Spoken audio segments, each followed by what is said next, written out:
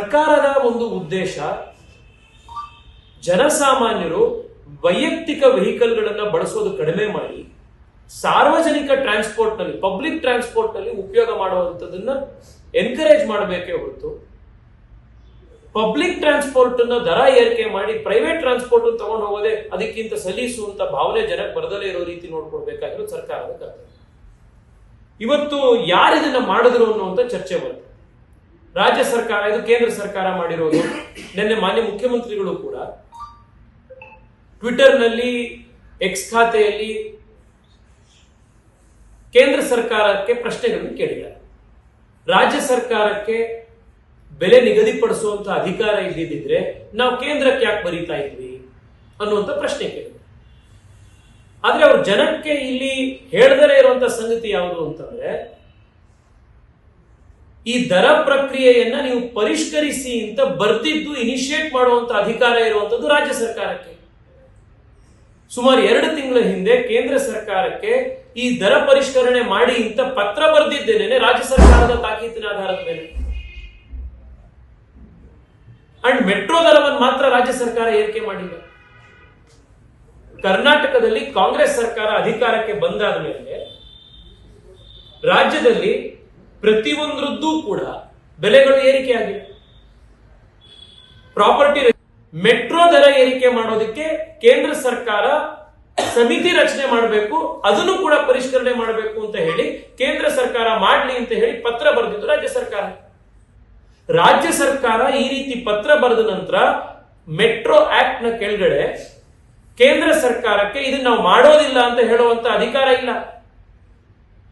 ರಾಜ್ಯ ಸರ್ಕಾರ ಕೇಂದ್ರ ಸರ್ಕಾರಕ್ಕೆ BMRC ಮುಖಾಂತರ ನೀವು ಫೇರ್ ಫಿಕ್ಸೇಷನ್ ಕಮಿಟಿಯನ್ನು ರಚನೆ ಮಾಡಿ ದರವನ್ನು ಪರಿಷ್ಕರಿಸಿ ಅಂತ ತಾಕೀತ್ ಮಾಡಿದ ಮೇಲೆ ಕೇಂದ್ರ ಸರ್ಕಾರಕ್ಕೆ ಮಾಡಲೇಬೇಕಾದಂತ ಅನಿವಾರ್ಯತೆ ಇರುತ್ತೆ ಈ ದರ ಫಿಕ್ಸೇಷನ್ ಕಮಿಟಿಯನ್ನು. ಇದರ ದರ ಎಷ್ಟನ್ನ ಫಿಕ್ಸ್ ಮಾಡಬೇಕು ಅನ್ನುವಂಥದ್ದು ರಾಜ್ಯ ಸರ್ಕಾರದ್ದು ಅಲ್ಲ ನಿರ್ಧಾರ, ಕೇಂದ್ರ ಸರ್ಕಾರದ್ದು ಅಲ್ಲ ನಿರ್ಧಾರ, ಈ ಕಮಿಟಿ ಮಾಡಿರುವಂತದ್ದು. ಆದ್ರೆ ಇವತ್ತು ನಾವು ರಾಜ್ಯ ಸರ್ಕಾರ ಮಾಡ್ತೋ ಕೇಂದ್ರ ಸರ್ಕಾರ ಮಾಡ್ತೋ ಅಂತ ಈ ನಾವು ಒಬ್ರಿಗೊಬ್ರಿಗೂ ರಾಜಕೀಯ ಆರೋಪ ಮಾಡ್ಕೊಳ್ತಾ ಕೂತಿದ್ದಂತ ಸಂದರ್ಭದಲ್ಲಿ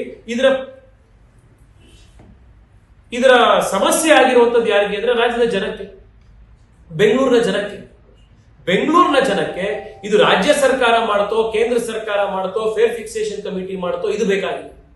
ಅವರಿಗೆ ಈ ಸಮಸ್ಯೆಗೆ ಸೊಲ್ಯೂಷನ್ ಬೇಕಾಗಿದೆ, ಸಮಸ್ಯೆ ಬಗೆಹರಿಬೇಕಾಗಿದೆ. ಮಿನಿಸ್ಟರ್ ಅವರನ್ನ ಭೇಟಿ ಮಾಡಿ ದೀರ್ಘಕಾಲ ಅವರಿಗೆ ಈ ಎಲ್ಲ ವಿಷಯಗಳನ್ನ ಚರ್ಚೆ ಮಾಡಿ ಹೇಳಿದ್ದೀವಿ.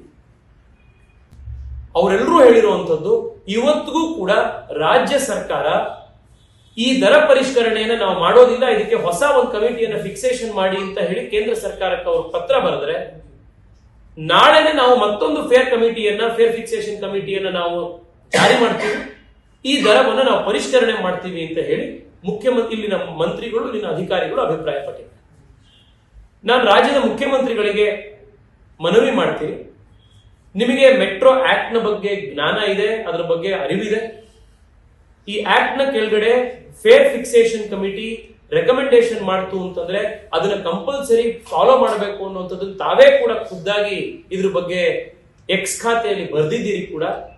ತಾವು ಇನ್ನೊಂದು ಫೇರ್ ಫಿಕ್ಸೇಷನ್ ಕಮಿಟಿಯನ್ನು ಮಾಡೋದಕ್ಕೆ BMRC ಅಲ್ಲಿಗೆ ಹಿಂದೆ ಯಾವ ರೀತಿ ನೀವು ಕೇಂದ್ರ ಸರ್ಕಾರಕ್ಕೆ ಪತ್ರ ಬರೆಸಿದ್ರು ಈ ಪರಿಷ್ಕರಣೆ ಆಗಬೇಕು ಅಂತ, ಅದೇ ರೀತಿ ಮತ್ತೊಂದು ಸತಿ ತಾವು ಪತ್ರವನ್ನ ಕೇಂದ್ರ ಸರ್ಕಾರಕ್ಕೆ ಬರೆಸಿಸಿ ಮತ್ತೊಮ್ಮೆ ಹೊಸ ಫೇರ್ ಫಿಕ್ಸೇಷನ್ ಕಮಿಟಿ ಫಿಕ್ಸ್ ಆಗಿ ಅನ್ಸೈಂಟಿಫಿಕ್ ಆಗಿ ಇರ್ರಾಷನಲ್ ಆಗಿ ಮಾಡಿರುವಂತಹ ಈ ಫೇರ್ ಫಿಕ್ಸೇಷನ್ ಕಮಿಟಿ ರೆಕಮೆಂಡೇಶನ್ ಗಳನ್ನ ರಿವ್ಯೂ ಮಾಡಿಸುವಂತಹ ಜವಾಬ್ದಾರಿ ನಾವೆಲ್ಲರೂ ಸೇರಿ ಮಾಡಬೇಕು.